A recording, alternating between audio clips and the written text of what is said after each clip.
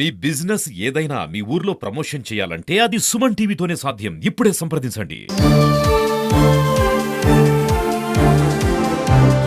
నమస్తే, welcome to Suman TV. కేంద్ర రాష్ట్ర ప్రభుత్వాలు ప్లాస్టిక్ వాడకాన్ని ఖచ్చితంగా నియంత్రించాలి అని చెప్పేసి ఎంత చెప్పినా కూడా ఈ నిబంధనలను అయితే కొంతమంది తుంగలో తొక్కే ప్రయత్నం అయితే చేస్తున్నారు. మనము నిజామాబాద్ జిల్లా కేంద్రంలోని ఒక ప్రధానంగా ఉన్న ఒక రాజీవ్ గాంధీ ఆడిటోరియం అనే ఏరియా దగ్గర ఉన్నాము. ఖలీల్వాడి ఏరియాలో ఉన్నాము. సో ఇప్పటికే నిజామాబాద్ జిల్లా వ్యాప్తంగా మున్సిపల్ అధికారులు చాలా చర్యలు తీసుకున్నప్పటికీ కూడా కొంతమంది వ్యాపారస్తులు మాత్రం ఈ నిబంధనలు అయితే తుంగలో తొక్కే ప్రయత్నం చేస్తున్నారు. సో ప్లాస్టిక్ వాడకాలని ఖచ్చితంగా నియంత్రించాలి. ఒకవేళ విక్రయించినా లేకపోతే వాడినా కూడా ఖచ్చితంగా ఫైన్స్ వేస్తాము అని చెప్పినా కూడా ఎవరు కూడా పట్టించుకునే పరిస్థితి లేదని చెప్పేసి ఇప్పటికే మనకి తెలుస్తూ ఉంది. సో ఇదే కాన్సెప్ట్పై మనతో మాట్లాడడానికి నిజామాబాద్కి సంబంధించిన ప్రజలు ఉన్నారు. ఒకసారి వారితో మాట్లాడదాము. అసలు మున్సిపాలిటీ సిబ్బంది అసలు ఎట్లా వర్క్ చేస్తున్నారు, ఎవరైనా ఈ షాప్స్కి సంబంధించి మాట్లాడుకుంటే ఇక్కడికి వచ్చి ఫైన్స్ వేసే పరిస్థితి ఉందా, జరిమానా వేసే పరిస్థితి ఉందని చెప్పేసి గతంలో మనం చూసినాం. ఇప్పుడు అసలు ఈ చర్యలు తీసుకుంటున్నారా అనే దానిపైన మనతో మాట్లాడడానికైతే నిజామాబాద్ ప్రజలు ఉన్నారు. ఒకసారి వారితో మాట్లాడదాము. మెయిన్గా ఈ ఏరియా గురించి మాట్లాడుకుంటే నిత్యం రద్దీగా ఉండే ఏరియా, కాకపోతే ఇది అమల్వాడి, ఎక్కువ హాస్పిటల్స్ ఉన్న ఏరియా.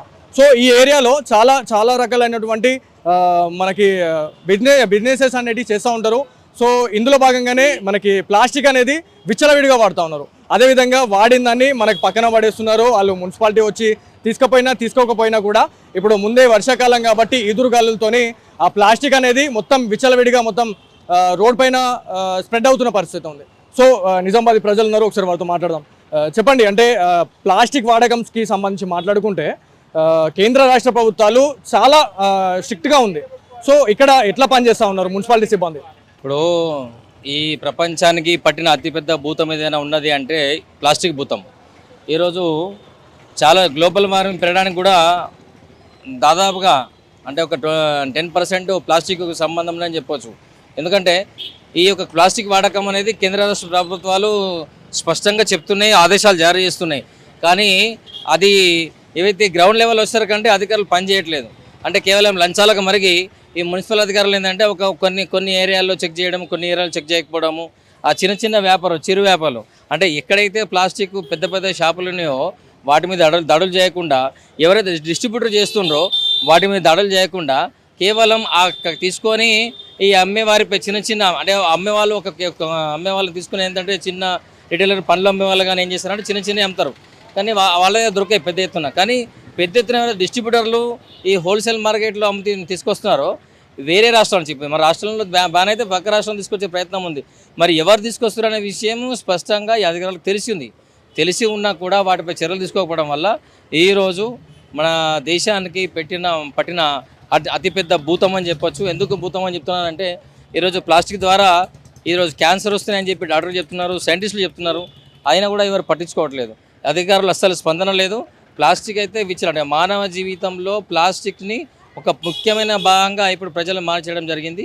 అంటే ఈ కంపెనీ వాళ్ళు మార్చడం జరిగింది. కాబట్టి దాని నుంచి బయటపడాలంటే ఖచ్చితంగా కేంద్ర రాష్ట్ర ప్రభుత్వాలు కేవలం ఆదేశాలు మాత్రమే కాదు, ఖచ్చితంగా అధికారులపైన మరి పూర్తి స్థాయిలో వారిపైన దృష్టి సారించాలి. మరి అధికారులు పనిచేసేది ఎవ్రీ వీక్ వారిపైన కనుక వాళ్ళు విచారణ చేస్తే మాత్రం అధికారులు ముందుకెళ్లే ప్రయత్నం. స్పెషల్ డ్రైవ్ అయితే చేస్తున్నారు అనేది అయితే మనకు ఒక ప్రణాళిక ఉంది. ఆ ప్రణాళికాబద్ధంగానే వెళ్తున్నారు, విజిట్ చేస్తూ ఉన్నారు. ఎక్కడైతే ప్లాస్టిక్ దొరుకుతుందో అక్కడ భారీ జరిమానాలు కూడా విధిస్తున్నారు అని చెప్తున్నారు. కానీ ఒక సైడ్ ఏమో మీరు ఏమంటున్నారు, చిన్న వ్యాపారుల పైన వీళ్ళు దాడులు చేస్తున్నారు, ఇది కరెక్ట్ కాదని మీరు అంటున్నారు. ఇది ఎంతవరకు కరెక్ట్? 100% వీళ్ళు చెప్తుంది అబద్ధము. ఎక్కడైతే స్పెషల్ డ్రైవ్ అని చెప్తున్నారో మళ్ళీ చెప్తున్నాను, ఇవి కేవలం 1-2 షాపులలో, ఒక షాపులో ఒక వ్యక్తి అమ్మేది రోజుకు 5 నుంచి 10 కవర్లు 20 కవర్లు. కానీ అసలు ఆ కవర్లు అమ్మేవాడు ఎవడో అనేది విషయం అధికారులకు తెలుస్తలేదా? అసలు ఎక్కడైతే డిస్ట్రిబ్యూటర్ ఉందో, ఎవడైతే హోల్సేల్ మార్కెట్ ఉందో అది పూర్తిగా వీళ్ళకి తెలిసినా కూడా వాటిపై చర్యలు లేకుండా వీళ్ళు వాళ్ళ ద్వారా లంచాలు తీసుకొని ఇక్కడ పనిచేయట్లేదు. ముఖ్యంగా నిజామాబాద్ నగరాన్ని చూస్తే నిజామాబాద్ నగరాన్ని ఈ అధికారులందరూ కూడా సగం డివైడ్ చేసి ఎక్కడైతే డిస్ప్యూట్ అయితే అక్కడ వీళ్ళు దడులు చేయకుండా కేవలం ఎక్కడైతే చిన్న షాపులో చిన్న చితక వాళ్ళు అమ్ముతారో వాళ్ళపైన మరీ ఎంత అంటే కూరగాయలు అమ్మే వాళ్ళు కానీ వాళ్ళ దగ్గర కూరగాయలు అమ్మే వాళ్ళకు స్పష్టత ఉన్నది, ప్లాస్టిక్ కవర్ ఇవ్వాలన్నా వద్దా అని చెప్పేసి వాళ్ళు ఇవ్వట్లేదు. కానీ ప్రజలు ప్లాస్టిక్ కవర్ ప్రజలకు కూడా అవగాహన కల్పించాల్సిన బాధ్యత అధికారుల పైన ఉన్నది.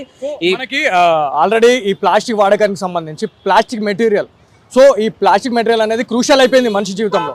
సో మనకి హైదరాబాద్ నుంచి కానీ మనకి మహారాష్ట్ర నుంచి ఈ ప్లాస్టిక్ మెటీరియల్ అనేది తరచుగా వస్తుంది అనేది మనకున్న ఆరోపణ. సో దీని గురించి ఏం చెప్పాలనుకుంటున్నారు? అది 100% నిజమే. ఎందుకంటే ఇప్పుడు మన ఒక రాష్ట్రంలో ఒక వస్తువుని బ్యాన్ చేసినప్పుడు ఖచ్చితంగా పక్క రాష్ట్రాల నుంచి వస్తువుని తెప్పించుకునే ప్రయత్నం చేస్తారు. అందులో భాగంగా ఇప్పుడు మా నిజామాబాద్ జిల్లాకు వచ్చేసి మహారాష్ట్ర బార్డర్ వస్తుంది కాబట్టి అక్కడ తెచ్చుకుంటున్నారు. తీసుకురావడంతో పాటు పూర్తిగా అధికారులు చేతులు ఎత్తేయడం జరిగింది.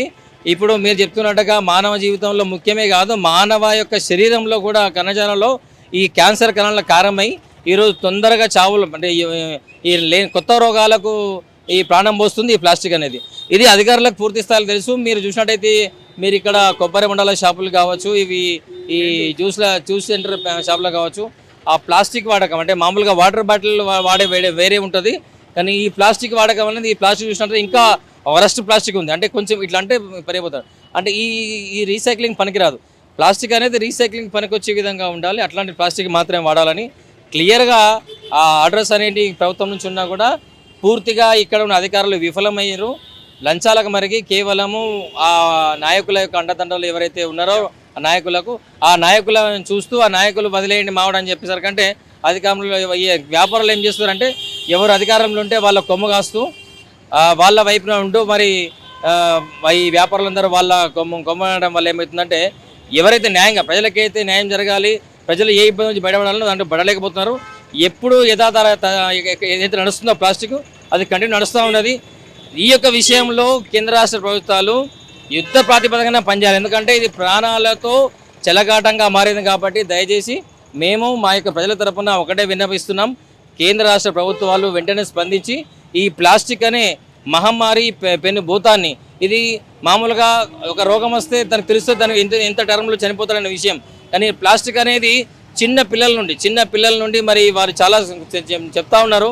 మనం చూస్తూ ఉన్నాము కొన్ని సోషల్ మీడియాలో కానీ ఛానల్లో కానీ ప్రజల్లో తన యొక్క మన కణాల్లో ప్లాస్టిక్ రేణువులు చేరుతున్నాయని చెప్పేసి వారు చెప్పడం జరుగుతుంది. సో ప్లాస్టిక్ని ఖచ్చితంగా అవాయిడ్ చేయాలి అని చెప్పేసి ఇప్పటికే వైద్య నిపుణులు చెప్పినా కూడా చాలామంది దీన్ని పట్టించుకోవట్లేదు. ఒక్కసారి ప్లాస్టిక్ని వాడిన తర్వాత మళ్ళీ రీసైక్లింగ్ చేసిన తర్వాత కూడా చాలామంది వాడుతూ ఉంటారు. సో ఈ రోడ్ పైన మనకి వాళ్ళు హాస్పిటల్కి వెళ్ళే టైంలో మనకి ఇక్కడ స్టాఫ్ కనిపించారు. ఒకసారి వారితో మాట్లాడదాము. మెయిన్గా ప్లాస్టిక్ వాడకం అనేది తరచుగా చాలామంది చేస్తూ ఉన్నారు. సో ప్లాస్టిక్ వాడద్దు అని చెప్పేసి డాక్టర్స్ చెప్తా ఉన్నారు, మీకు కూడా తెలిసిన విషయమే.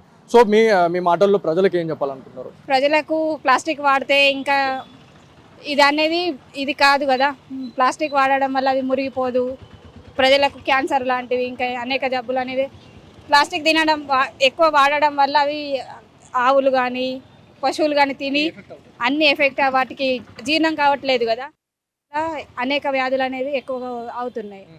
దానివల్ల కొంచెం ప్లాస్టిక్ వాడకం తక్కువ చేస్తే కొంచెం బాగుంటుంది అని మా ఉద్దేశం. చాలామంది ఇప్పుడు మన ఇళ్లలో కూడా ప్లాస్టిక్ బాటిల్స్ మనం తరచుగా వాడుతూ ఉంటాం. ఫ్రిడ్జ్లో పెట్టుకునే బాటిల్స్ అన్ని ప్లాస్టిక్ బాటిల్సే ఉంటాయి మనకి. సో అది కూడా ఒక టైం పీరియడ్ అనేది ఉంటుంది. ఒక 3 months వాడాలా, 3 months తర్వాత ఆ బాటిల్స్ని ఖచ్చితంగా పడేయాలని చెప్పేసి డాక్టర్స్ చెప్తా ఉంటారు. సో ఇవన్నీ పాటిస్తున్నారంటారా ప్రజలు? కొంచెం ఎడ్యుకేషన్ పర్సన్స్ వాడుతున్నారు, అలాగే అన్ఎడ్యుకేటెడ్ అలాంటి పర్సన్స్ కొంచెం లేట్గా యూజ్ చేసుడు, కొంచెం లేట్గా వాడకం అనేది ఉన్నది. అట్లానే విలేజెస్లో కొంచెం అవగాహన లేదు కాబట్టి వాళ్ళు అట్లాగే వాడుతున్నారు. ఎడ్యుకేషన్ పర్సన్ కంపల్సరీ వాడుతున్నారు, ఒక టైం లిమిట్ అనేది. Thank you. మనం చూడొచ్చు ప్లాస్టిక్కి సంబంధించి మాట్లాడుకుంటే చాలా డేంజరస్గా మనకి కనిపిస్తూ ఉంది పరిస్థితి ఉంది. మొన్న కురిసిన అకాల వర్షాలకి, అదేవిధంగా మొన్న కురిసిన వర్షాలకు కూడా మొత్తం ప్రతి డ్రైనేజీలో కూడా మొత్తం ఏదైతే మనకి ప్లాస్టిక్కి సంబంధించిన పదార్థాలే కనిపిస్తూ ఉన్నాయి.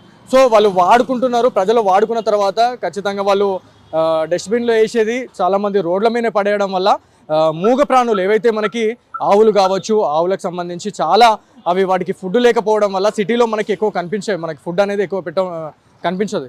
సో వాళ్ళకి ఇప్పుడు రోడ్ పైన ఏవైతే కనిపిస్తూ ఉంటుందో ఫుడ్ అనుకొని అది ప్లాస్టిక్ను కూడా తింటున్నాయి. తినడం వల్ల వాటి హెల్త్ ఖరాబ్ అవుతాయి, ఆవులు కూడా చనిపోయే పరిస్థితి ఉంటుంది. కాబట్టి ప్రతి ఒక్కరు ప్లాస్టిక్ గురించి చాలా చర్యలు తీసుకోవాలని చెప్పేసి ఇప్పటికే నిజామాబాద్ జిల్లాకి సంబంధించిన ప్రజలైతే చెప్తా ఉన్నారు.